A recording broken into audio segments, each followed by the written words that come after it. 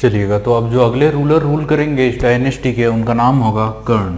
जो अभी मैंने कहा आप लोगों से कि भीम प्रथम के बाद अगले जो शासक आएंगे इस डायनेस्टी में, उनका नाम होगा क्या? कर्ण। कर्ण का जो रूलिंग पीरियड होगा वो होगा 1064 से 1092 तक।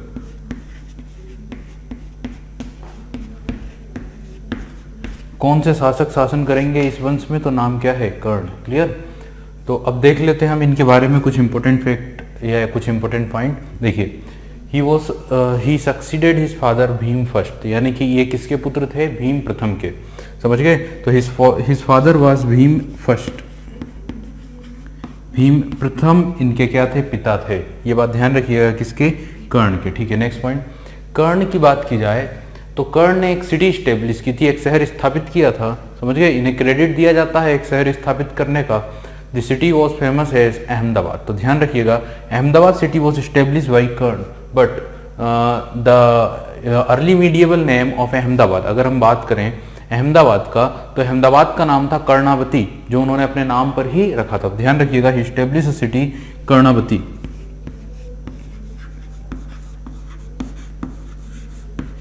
ये एक इंपॉर्टेंट पॉइंट होगा कर्ण के रूलिंग पीरियड का कि he establish a city Karnavati and the Karnavati is known as modern Ahmedabad. वर्तमान में कर्णावती को जाना जाता है किस नाम से? अहमदाबाद के नाम से। ध्यान रखिएगा।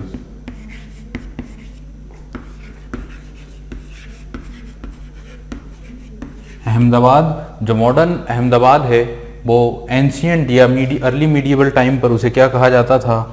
तो अहमदाबाद को कहा जाता था Karnavati. That was established by the ruler of Chalukya Solanki dynasty who was Karna first, sorry Karna. ठीक है, नेक्स्ट पॉइंट। अगले बिंदु के ऊपर अगर हम गौर करें तो देखिए, कर्ण के जो पुत्र थे वो अगले शासक होंगे इस डायनेस्टी में, जिनका नाम होगा जयसिम्हा सिद्धराज। और जयसिम्हा सिद्धराज इस साम्राज्य का विस्तार काफ़ी ज़्यादा कर देंगे और काफ़ी शक्तिशाली साम्राज्य के रूप में इस वंश को स्थापित करेंगे। क्लियर? तो ध्यान रखिएगा, his son was Jayasimha Siddharaj who became the next ruler of this dynasty.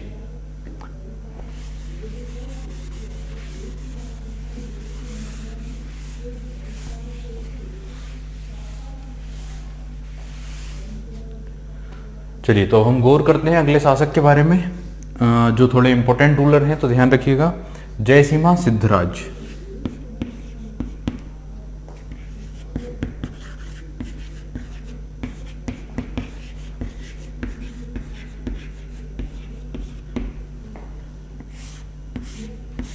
जिन्होंने रूल करना शुरू किया अपने पिता के शासनकाल के बाद। इनका टाइम था 1092 से लेकर 1142 तक।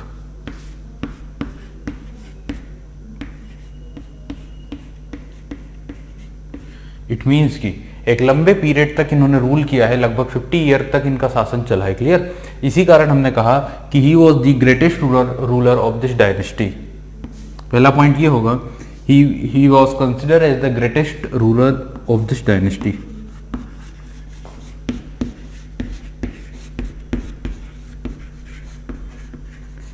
और ग्रेटेस्ट या महान शासक क्यों कहा जाता है? क्योंकि इन्होंने अपने साम्राज्य का विस्तार काफी ज्यादा कर दिया था। अगर हम बात करें तो ये डायनेस्टी जनरली रूल किया करती थी गुजरात वाले रीजन में, बट इन्होंने इतना एक्सपांड किया कि एक मैक्सिमम पार्ट इन्होंने कवर किया था राजस्थान का भी। तो ध्यान रखिएगा, beside large part of Gujarat, his control also extended कहां तक? To the part of Rajasthan. तो ध्यान रखिएगा, इन्होंने अपने साम्राज्य का विस्तार गुजरात के बड़े हिस्से के अलावा राजस्थान तक क्या किया था? कर दिया था। क्लियर? और इन्होंने कई सारे शासकों को, राजाओं को क्या किया? पराजित किया युद्ध में। अगर हम उनकी बात करें तो चहमान वंश के जो शासक थे उन्हें पराजित किया। इसके अलावा जो चहमान में भी अलग अलग जो है शाखाएं चला करती थी, तो यहाँ पर एक चहमान हुआ करते थे नादुल्ला चहमान, तो इन्होंने पराजित किया था नादुल्ला चहमान और शंखभरी चहमानों को। तो शंखभरी चहमान और नादुल्ला चहमानों को इन्होंने युद्ध में क्या किया? पराजित किया। और उसके बाद ये दोनों जो डायनेस्टीज थी वो फिड्यूटरी हो गई थी किसकी? जयसिम्हा सिद्धराज की, हम बोलें कि चालुक्य डायनेस्टी की। तो ध्यान रखिएगा, he defeated Chahaman of Shakambhari and Nadulla Chahaman और शखम्बरी चहमान, इन दोनों को उन्होंने क्या किया? पराजित किया। Clear? Jayasimha also annexed a part of Malwa, तो इन्होंने साथ ही मालवा वाले रीजन को भी क्या कर लिया था, अपने साम्राज्य में एनेक्स कर लिया था या उसे भी जीत लिया था। और मालवा पे रूलर जो थे या मालवा पे रूल करने वाले जो शासक थे वो थे परमार वंश के शासक। मालवा जो है वो आज के समय वर्तमान में आता है मध्य प्रदेश वाले क्षेत्र में। Malwa is a part in MP, Madhya Pradesh का एक बड़ा क्षेत्र कहलाता है मालवा, जो एग्रीकल्चर की दृष्टि से देखा जाए तो काफी अच्छा क्षेत्र माना जाता है। खासतौर से सोयाबीन और गेहूं की पैदावार काफी अच्छी होती है मालवा में। तो देखिएगा यहाँ पर ग्रेटेस्ट रूलर तो है ही है, साथ ही क्यों है, क्योंकि इन्होंने अपने एम्पायर को काफी ज्यादा एक्सपांड किया। कई रूलर्स के साथ इन्होंने युद्ध लड़े, जैसे कि उस समय के इनके जो शत्रु हुआ करते थे, जैसे कि चालुक्य, कहाँ के, सखम्बरी के चालुक्य, सखम्बरी के चहमान और नादुल्ला के चालुक्य, नादुल्ला के चहमान, इन्हें क्या किया, उन्होंने पराजित किया। ठीक है, आगे चलते हैं। और उन्हें अपना क्या बना लिया, सामंत बना लिया। अगर हम बात करें इनके मिलिट्री करियर की, यानी सैन्य जो इनका कार्य रहा है, तो उसमें इनके जो डिस्प्यूट हुए हैं, जो विवाद हुए हैं, जो युद्ध हुए हैं, वो किस किस के या किस किस राज्य में हुए। तो देखिए मिलिट्री करियर की बात करें तो इन्होंने सौराष्ट्र के राजाओं के साथ युद्ध लड़े हैं। इसके अलावा जो चहमान है नादुल्ला के, जो मैंने अभी बताया आप लोगों को, चहमान जो है सकम्बरी के, उन्हें पराजित किया है। साथ ही जो मालवा के परमार है उन्हें पराजित किया, और साथ ही इन्होंने जो चंदेल रूलर्स थे, जो चंदेल शासक थे बुंदेलखंड के, उन्हें भी क्या किया है, पराजित किया। क्लियर। अभी मैंने आप लोगों को सारी लिस्ट बताई थी कि कौन कौन सी राजपूत किंगडम है जिनकी कैपिटल कहाँ कहाँ पर है और जिनके फाउंडर कौन कौन से थे। जैसे हम चंदेलों की बात करें तो चंदेल जो रूल किया करते थे बुंदेलखंड में, और उनकी जो कैपिटल हुआ करती थी वो हुआ करती थी क्या, खजुराहो। समझ गए। देखिए, और नन्नुक चंदेल उस वंश के क्या थे, फाउंडर थे। यहाँ पर अगर बात की जाए जयसिम्हा की, तो जयसिम्हा और उनके पुत्र जो हैं, उनके दरबार में एक जैन संत रहा करते थे 12th सेंचुरी के सबसे महान जैन स्कॉलर, जिनका नाम था हेमचंद्र। तो ध्यान रखिएगा ये पॉइंट, हेमचंद्र को इन्होंने पैट्रोनाइज किया था, या हेमचंद्र इनके दरबारी कवि रहे थे।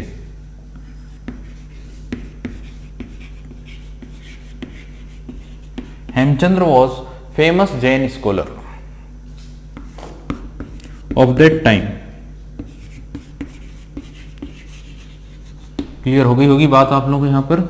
और इस तरह से क्वेश्चन पूछ लेता है कि कौन से विद्वान किस शासक के समय पर रहा करते थे। समझ गए। तो ध्यान रखिएगा, यह क्वेश्चन मोस्ट इंपोर्टेंट क्वेश्चन है कि हेमचंद्र नामक जैन संत किसके दरबारी, किसके समय पर जो है संरक्षित किए गए थे। तो यहाँ पे आंसर क्या होगा, हेमचंद्र जयसिम्हा सिद्धराज, जयसिम्हा सिद्धराज के दरबार में इन जैन संत को क्या किया गया था, संरक्षण दिया गया था।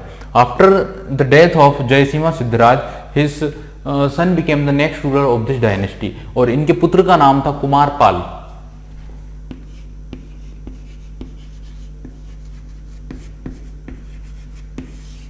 कुमारपाल की अगर बात करें तो इन्होंने भी एक लंबे समय तक रूल किया है। 1143 से लेकर इनका जो शासन चला है 1143 से 1172 तक।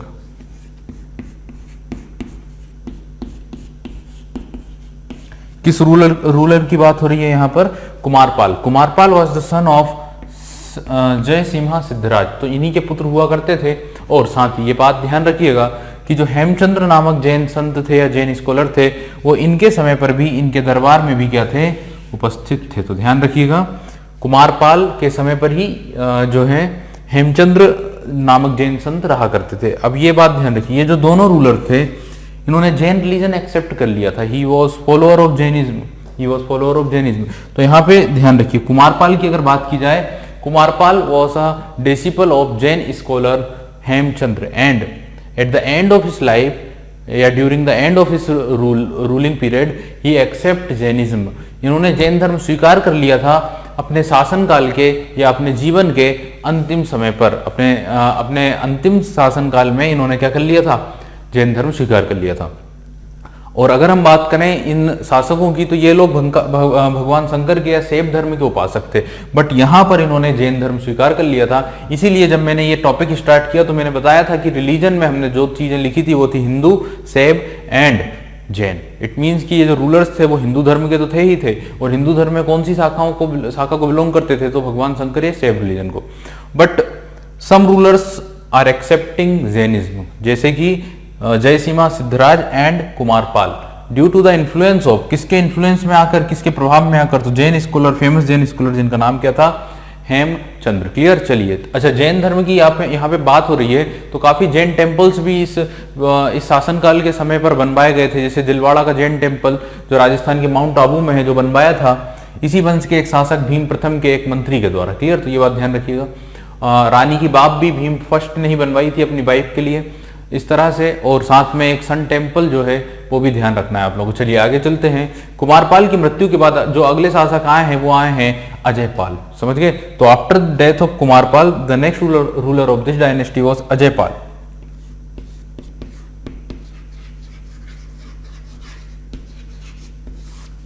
अजयपाल की अगर बात करें तो इन्होंने रूल किया था 1172 से लेकर 1175 तक।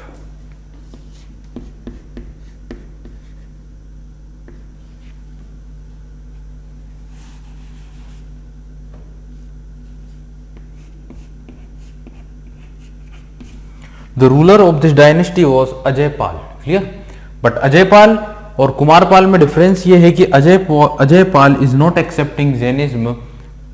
अजयपाल जैन धर्म का उपासक नहीं था, जबकि इसने पेट्रोनाइज किया था ब्राह्मण रिलीजन को। So he was the follower of Brahmanical dynasty, यानी कि ब्राह्मण फेथ या ब्राह्मण संप्रदाय में अपनी आस्था प्रकट करता था या अपनी आस्था रखता था। ध्यान रखिएगा, he is not accepting Jainism like his procedures. तो इसके जो पूर्वज थे, इनके जो पहले वाले जो शासक थे, उनकी तरह इसने जैन धर्म स्वीकार नहीं किया था। इन्होंने एक्सेप्ट किया था ब्राह्मण धर्म, इट मींस हिंदू धर्म। क्लियर। अब देखिएगा, इनके बाद जो रूलर आते हैं उनका नाम है मूलराज द्वितीय। समझ गए क्या नाम है? मूलराज सेकंड। और वहां पर से हमारे लिए एक इंपॉर्टेंट क्वेश्चन बनकर आता है। अजयपाल की डेथ होने के बाद काफी कम एज में मूलराज सेकंड को रूलर बनने का मौका मिलता है। समझ गए।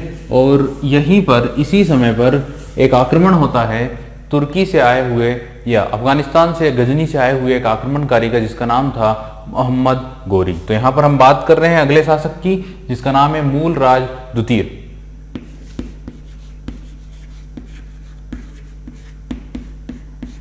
इनका शासनकाल ज्यादा लंबे समय तक नहीं चला, काफी शॉर्ट पीरियड तक ही इन्होंने रूल किया था। और इनका टाइम था 1175 से 1178। और आप लोगों को पता है कि 1178 में ही अटैक हुआ था किसका? मोहम्मद गोरी का। मोहम्मद गोरी ने यह सोचकर अटैक किया था कि जो शासक हैं गुजरात के वो काफी छोटे हैं, और क्योंकि उनके पहले भी वहां से एक महान शासक आए थे जिसका नाम था महमूद गजनबी, और उन्हें काफी धन की प्राप्ति हुई थी कहां से?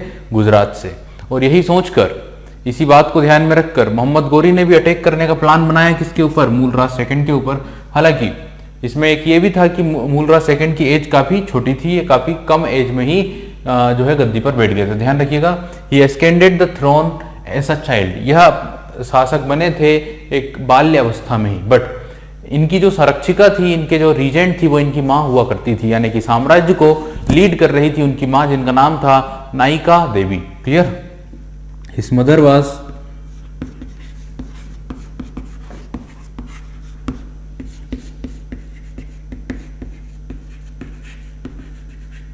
नायिका Devi. Clear. Nayika Devi was his mother and also his regent. साथ ही ये इनकी क्या थी? रीजेंट थी। इट मीन्स इनकी संरक्षिका थी, जो सारा साम्राज्य क्या करती थी? संरक्षित रखती थी, या सारा साम्राज्य क्या करती थी? संभाला करती थी। क्लियर। तो यहाँ पर ध्यान रखिएगा, आप लोगों से क्वेश्चन पूछा जा सकता है। पहला क्वेश्चन ये कि गोरी ने आक्रमण किसके समय पर किया था? आंसर होगा Mulraj second. And that time the regent of Mulraj second was his mother, that is Nayika Devi. Clear. अब देखिए, ये सोचकर उसने अटैक तो किया, लेकिन उसकी आर्मी से ज्यादा शक्तिशाली जो आर्मी हुआ करती थी वो किसकी हुआ करती थी? मूलराज सेकंड की। तो अटैक करने के बाद उसके ऊपर क्रॉस अटैक किया मूलराज सेकंड की आर्मी ने। हालांकि मूलराज तो छोटा था, और उनके जो फिड्यूटरीज थे, उनके जो सामंत थे, उन्हीं लोगों ने मिलकर एक आर्मी स्टेब्लिश की थी, एक बड़ी आर्मी जो है बना ली थी। और जब गोरी का आक्रमण हुआ तो उसके ऊपर क्रॉस अटैक किया गया मूलराज की आर्मी के द्वारा। इस कारण से गोरी को भागना पड़ा, और गोरी भागकर जब जा रहा था तो उसी दौरान दोनों आर्मी, दोनों सेनाओं की भिड़त हुई। कहां पर? राजस्थान में एक जगह आती है, एक क्षेत्र आता है जिसको हम बोलते हैं ख्याद्रा क्षेत्र। तो राजस्थान के ख्याद्रा में जो माउंट आबू के पास है, वहां पर दोनों के बीच में एक युद्ध लड़ा गया। समझ गए। इसे बोला जाता है battle of ख्याद्रा।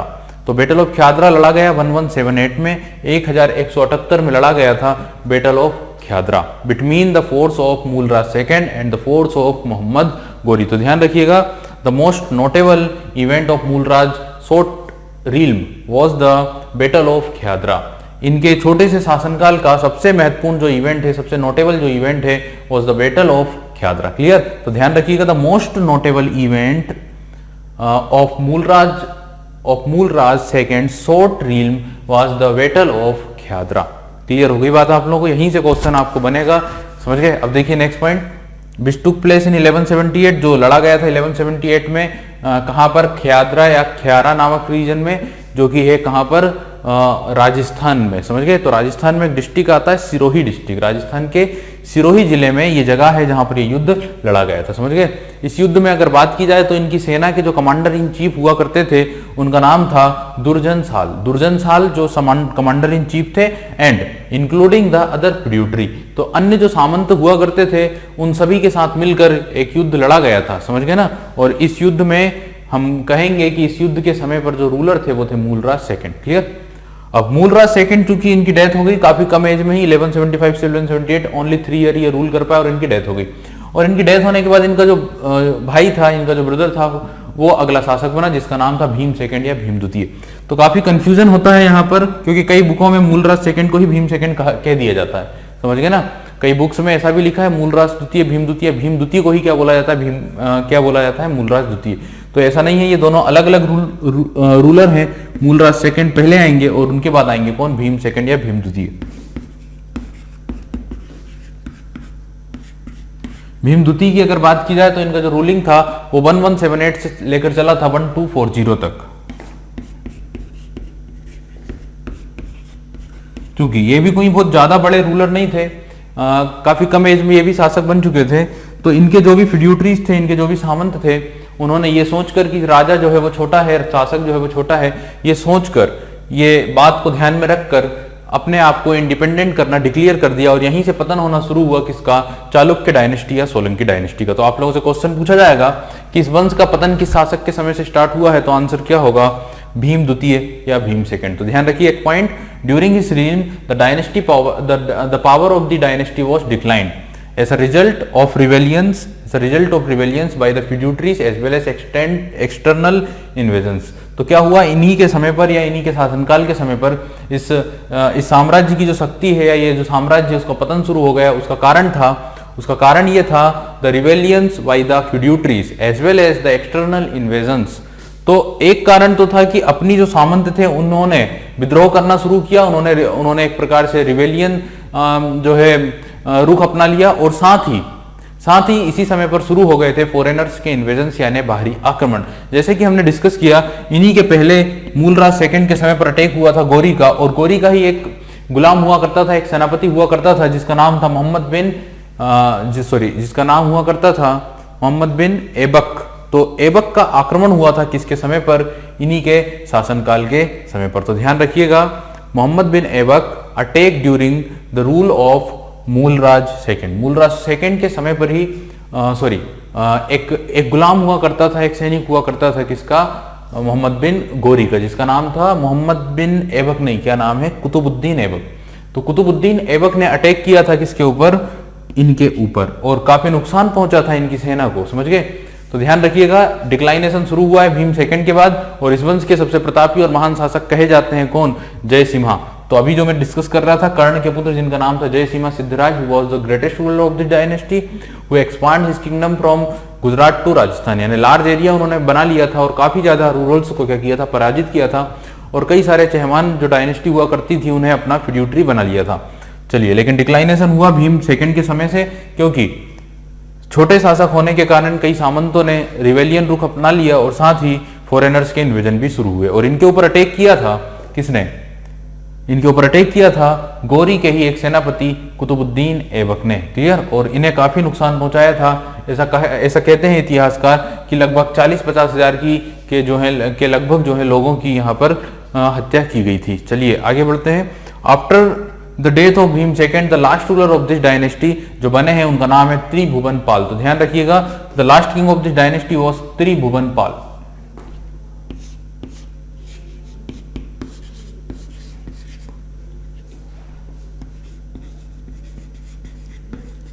Tribhuvan Pal is consider as the last king of this dynasty, जिन्होंने रूल किया था 1240 से लेकर 1244 तक, यानी कि 4 ईयर।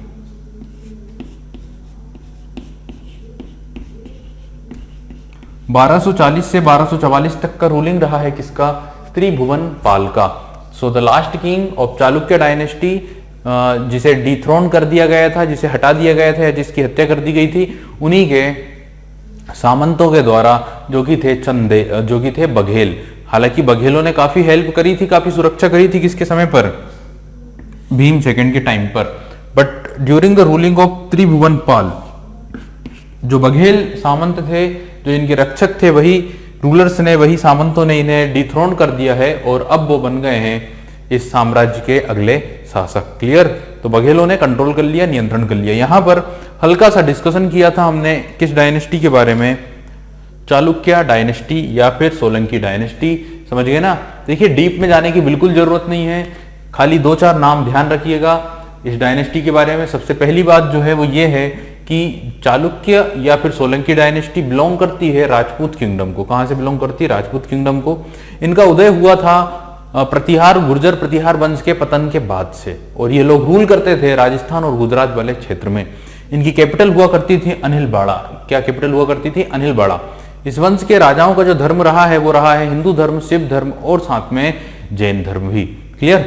इसी वंश के जो रूलर्स की अगर हम बात करें तो जो फाउंडर हुए हैं वो हुए हैं मूलराज, और जो सबसे महान शासक हुए हैं वो हुए हैं जयसिम्हा सिद्धराज। इसी वंश के एक राजा हुए हैं भीम प्रथम, जिनके समय पर अटैक हुआ था 1025 में किसका? महमूद गजनबी का। और इसी वंश के एक शासक हुए जिनका नाम है मूलराज सेकंड, जिनके समय पर अटैक हुआ था मोहम्मद गोरी का। यही क्वेश्चन है जो सबसे ज्यादा पूछे जाते हैं। इसी वंश के शासक भीम प्रथम के एक मंत्री के द्वारा बनवाया गया था दिलवाड़ा का फेमस जैन टेम्पल, और भीम प्रथम ने ही अपनी वाइफ के लिए बनवाई थी रानी की बाब। रानी की बाब की बात की जाए तो रानी की बाब को लिस्टेड किया गया है यूनेस्को के वर्ल्ड हेरिटेज सूची में। समझ गए? चलिए, और फिर हम बात करें अगर इस वंश के लास्ट रूलर की, तो वो हैं Tribhuvanpal, was consider as the last king of this dynasty. Declination start हुआ है किसके समय से? भीमद्वितीय या भीम सेकंड के टाइम से। तो यहां पर हमने बात कर ली है एक वंश की। अब हम बात करेंगे next dynasty that belong to या that from to Rajput kingdom. तो राजपूत किंगडम की अगली डायनेस्टी की अब हम बात करते हैं।